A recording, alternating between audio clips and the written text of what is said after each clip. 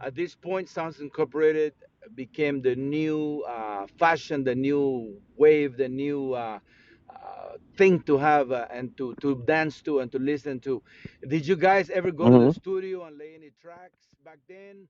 And then after that, I want to also ask you and do a follow up on when was the first trip to the Um, United States as Sounds Incorporated? yeah, the first recording that we did at my house where I was living, me and my brother Egbert Higinio, better known as Shaka. Yes. He started Sunrise in the early 80s. That was even he had a thing about the music and the culture, and him and a guy named Matthias in Belize City. They started this thing. They decided, well, we're gonna start a studio. We're gonna open up a studio, and we're gonna support the local musicians, right?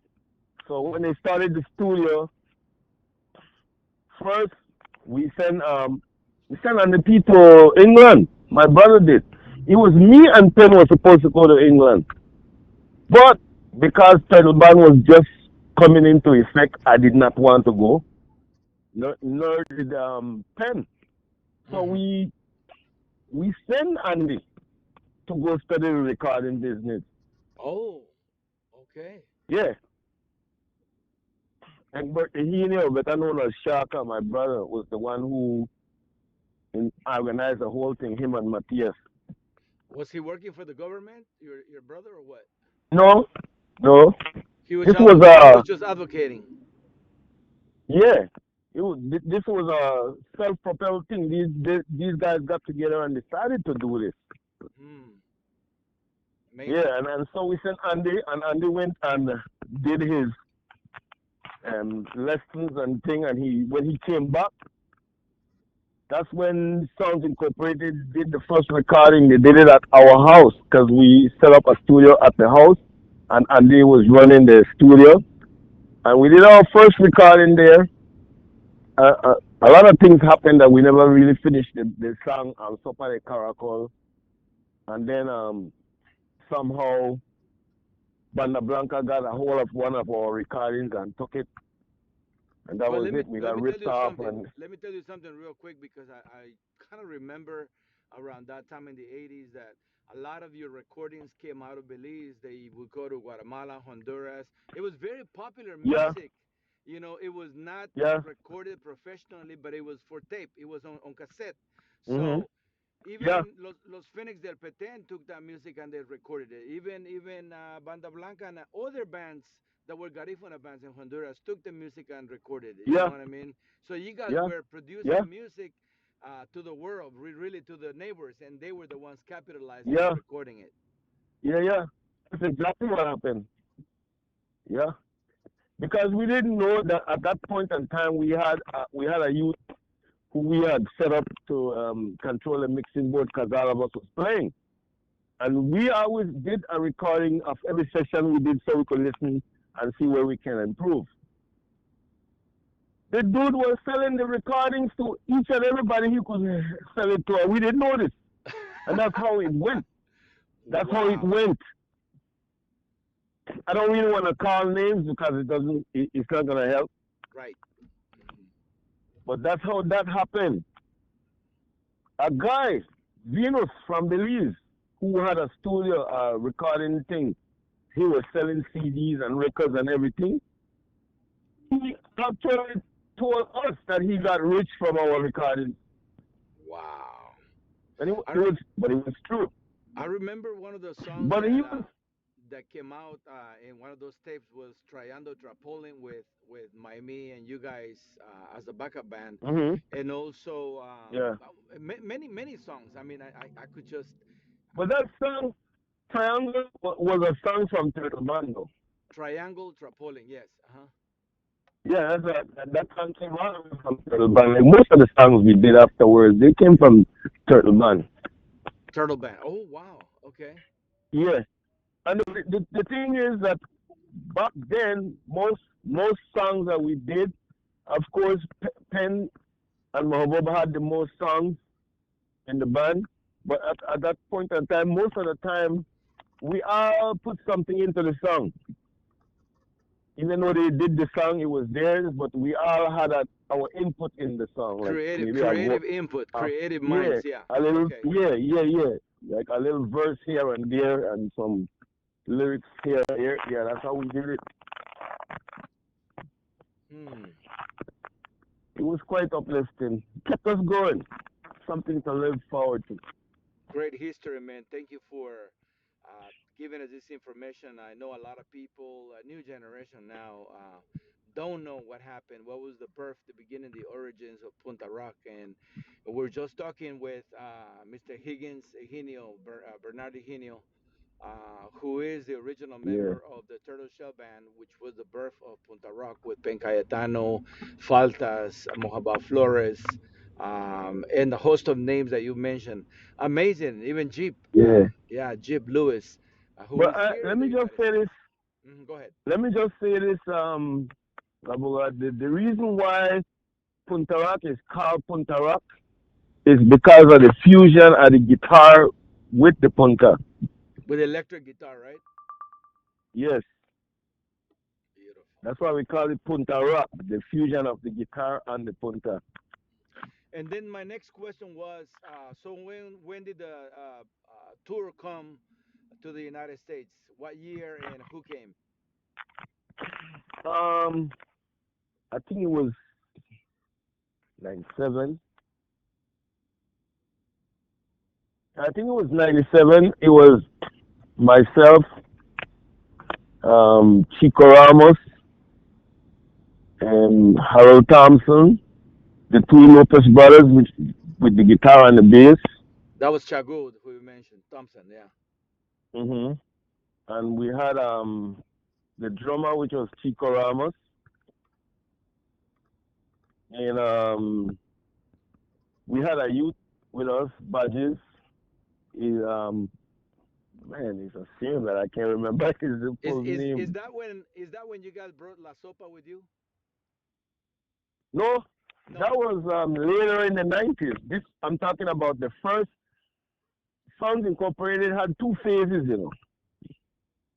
Okay. Phase one was the Lopez brothers.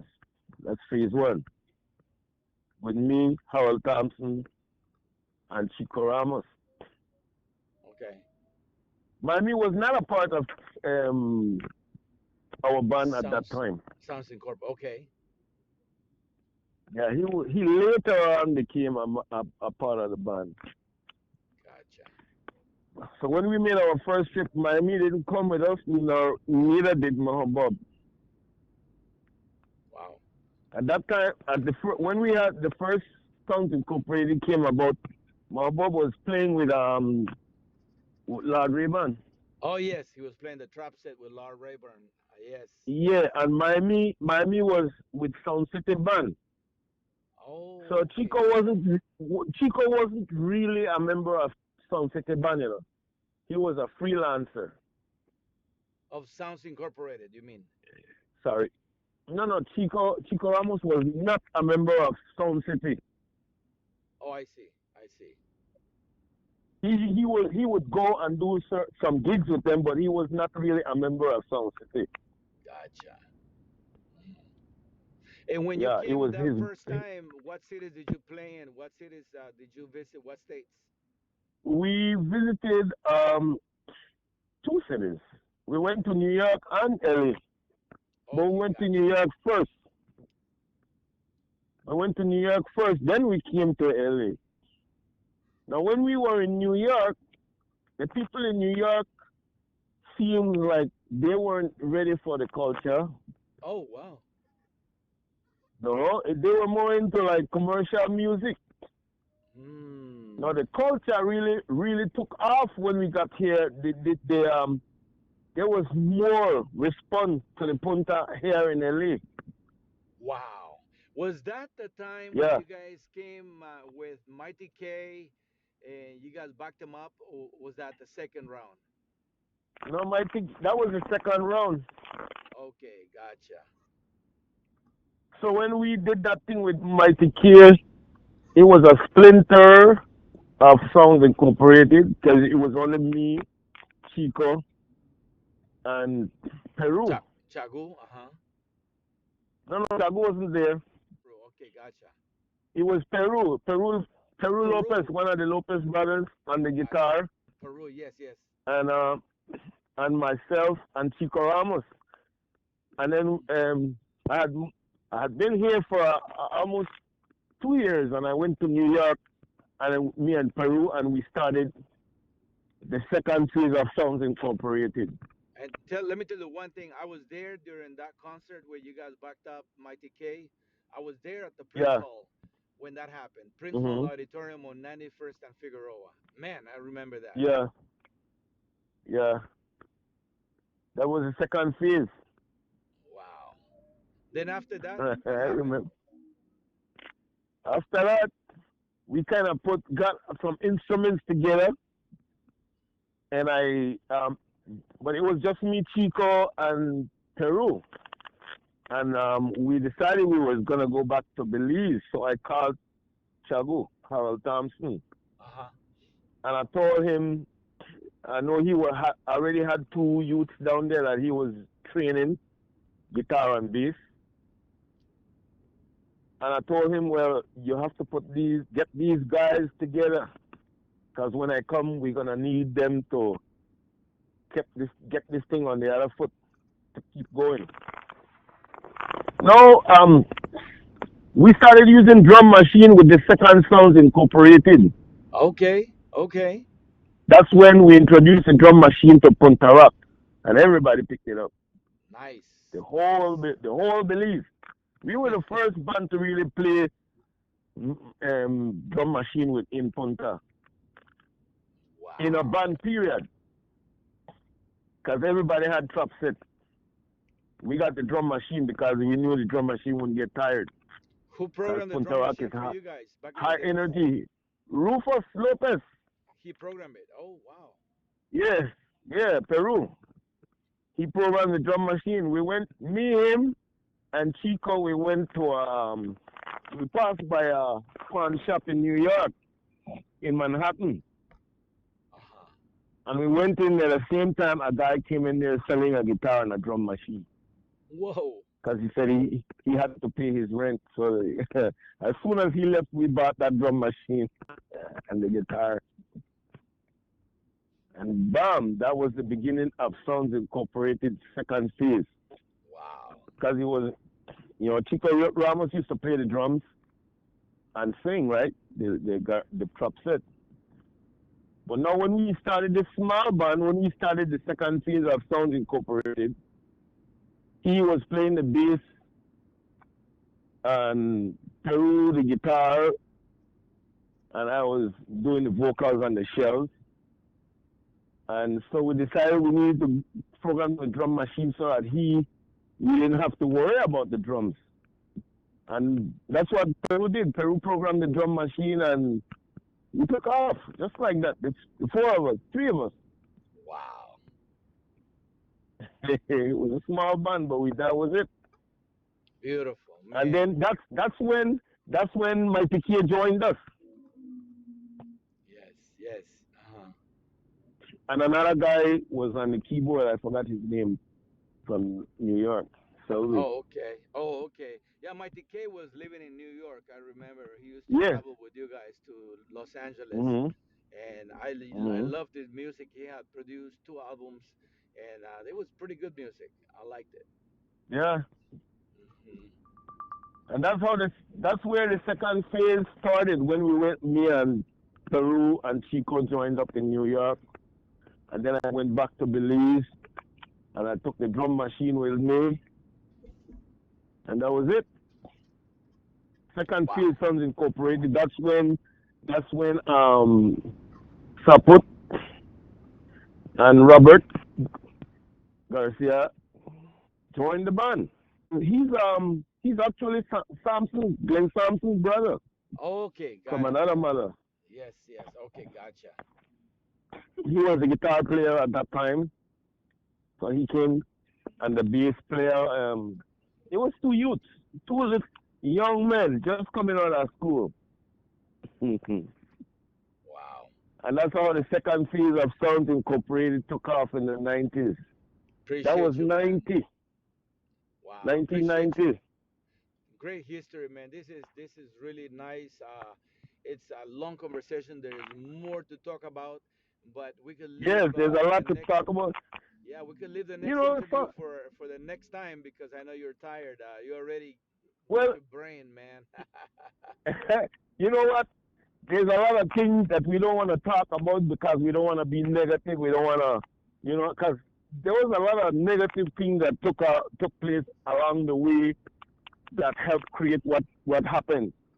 But we want to stay positive, so we will leave all the negativity in the back. Leave that Yes, there. I agree. I agree. Yes. Yes, because at the end of the day, we all became brothers again, and we love each other still. You True, know, true. And that's like why you're in still in every the family, business. yeah, like in every family, you will have situations, and you just overcome that and move on. Yes, yes, yes. Yeah. Well, appreciate you, man. Thank you for your time. We're gonna have to do part two of this interview where we talk Yes, about, definitely. yeah, where we talk We're gonna about talk part about two. Punta Rebels Yes, and Punta Cartel and Punta Mania at the present. and the other band that you're playing with, Paradise, Piece Oh of yeah, Paradise. piece of Yes, paradise. yes, Yes, man. sir. Appreciate you. Thank you, Higgins. Thank you, Nibu. I No appreciate all problem, the Labua. historical aspect, man. And I'm gonna work on this video and publish it as soon as possible. Yes, sir. Thank you. You have a good day, man. Ayo. You do the same. Ayo.